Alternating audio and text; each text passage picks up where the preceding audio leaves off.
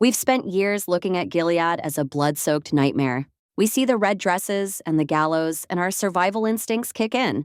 We think, I'd never fall for that. I'd see the monster coming from a mile away. But that's the thing about the scariest monsters. They eventually figure out that if they want to get close to you, they have to stop growling. That's where the Pearl Girls come in. If Gilead wanted to get a hold on you today, they wouldn't send a guardian with a gun.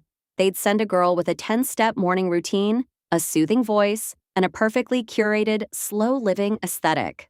They'd start a trend. Blessed fruit. May the Lord open. Margaret Atwood's sequel, The Testaments, introduces something far more dangerous than just another cruel aunt or a power-hungry commander. It introduces something that is actually aspirational. The Pearl Girls show up with a smile and a cute dress, promising that everything's gonna be okay. And people buy it. While the Guardians are busy holding down checkpoints with assault rifles, these girls are out there doing the real work, making the rest of the world actually want what Gilead is selling. Hi, it's Captain Spoiler here, overthinking pop culture. We're about to dive deep into spoiler territory, so consider yourself warned. In the original series, Gilead was a hermit kingdom. In the Testaments, it's a global brand. To understand why the Pearl Girls are the most terrifying addition to this lore, we have to look past the pearl silk and see the machinery of grooming on a global scale. In Gilead, women are valued and cherished. They're respected. If women here knew that they'd be treated like gold in Gilead, they would all want to live there. To understand the Pearl Girls, we have to start with the book, because the show might cause some confusion in that matter. In the series, we mostly see the perspective of girls like Daisy, the recruits or pearls that Gilead is trying to pull in. But in Margaret Atwood's The Testaments, the Pearl Girls are the ones doing the recruiting.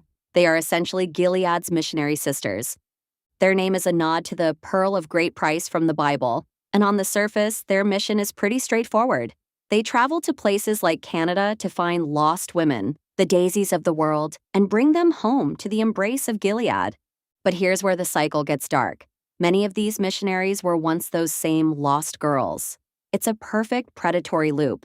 One day you're the recruit being saved in a soup kitchen, and the next you're put in that same pearl dress and sent back out to find the next victim. And that is the real genius and the real terror of the Pearl Girls. The reason they are so devastatingly effective is that they don't look like victims of the system. When we think of Gilead, we think of the Handmaids, women stripped of their names, their clothes, and their humanity. But the Pearl Girls are the export version of the regime. They look polished. They look healthy. They look like influencers for a high-end minimalist clean girl lifestyle. And that's the trap. When a Pearl Girl stands on a street corner in Toronto or London, she is a living contradiction to every horror story the world has heard about Gilead. It's a brilliant, cynical bit of rebranding. They can be charming, they can flirt with the public, and they can look you in the eye and dismiss the stories of ritualized violence as extremist propaganda or fake news meant to smear their peaceful nation. They are the shiny, polished storefront designed to hide the warehouse fire happening out back. They aren't just there to save souls, they're there to turn a fascist state into something that looks like a sought-after sanctuary. We love. We take in God's children, wherever they come from. Just curious why you decided to come to Gilead. To serve God's will. Of course. And there was nothing left for me.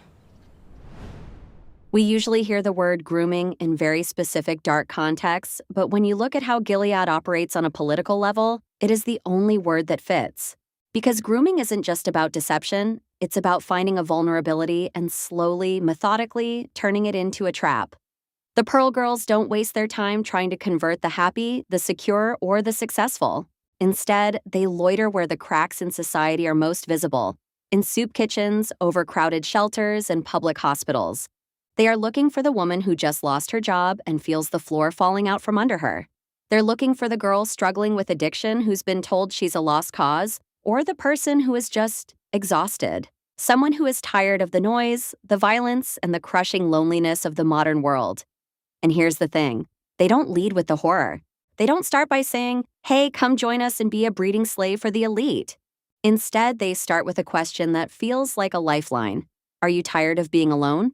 Or, Don't you wish you were part of a sisterhood that actually cared about you? They offer a warm meal, a soft voice, and a sense of belonging that feels incredibly real in a moment of crisis. It's a masterclass in manipulation.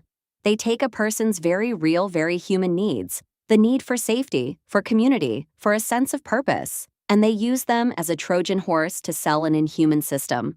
By the time the recruit realizes what she's actually signed up for, the gates are already closed behind her. It's a slow, gentle descent into a cage that was sold to her as a sanctuary.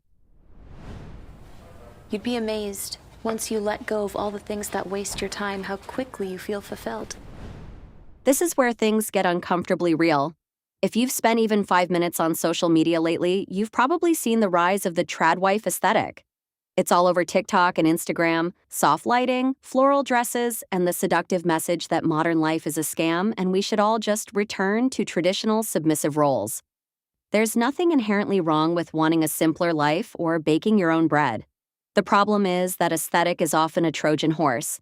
The TradWife Pipeline is a well-documented path toward much darker extremist ideologies. It starts with sourdough and linen dresses, but the algorithm quickly moves you towards so-called traditional values that, if you scratch the surface, are often just a sanitized version of white supremacy or hardline patriarchy. It's the Instagrammable face of radicalization. The Pearl Girls are doing the exact same thing. They use that slow-living vibe to hide the lethality of the system. They sell Gilead as the ultimate digital detox or a sanctuary from the chaos of the West. But it's a bait and switch. They take legitimate grievances, the burnout of the corporate grind, the epidemic of loneliness, the feeling that the world is broken, and they offer a simple solution. But just like that TradWife rabbit hole, the simple life they're selling ends with you losing your rights, your name, and your agency. The Pearl Girl mission is essentially a lifestyle brand for a totalitarian state. It's designed to make you look at a cage and see a cottage. It's a reminder that in the modern age, the most effective propaganda doesn't come from a boot to the face. It comes from a soft-spoken woman in a pearl dress, telling you that all your problems will go away if you just stop trying to be free. At least we got to choose. We don't need that here. It's a lot less confusing. In the world of Gilead, there is no such thing as a simple life that doesn't come with a brutal cost. The dress of a Pearl Girl isn't a reward, it's a leash. The ultimate irony is that the women who are recruited through this soft aesthetic end up becoming the very thing they were running away from.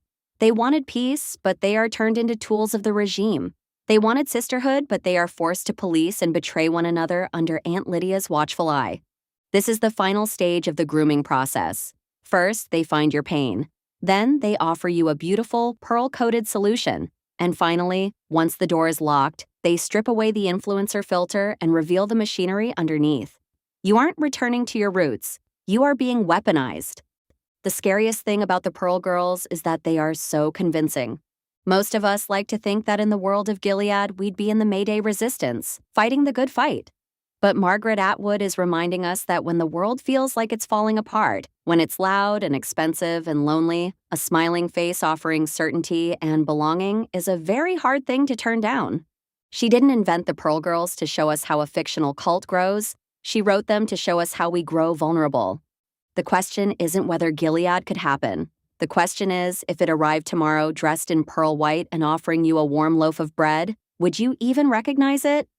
But I want to know what you guys think. Did the Pearl Girls change how you view the world of Gilead? Or did they just make it feel more like a reflection of our own reality? Drop your thoughts in the comments. Thanks for watching, and see you next time.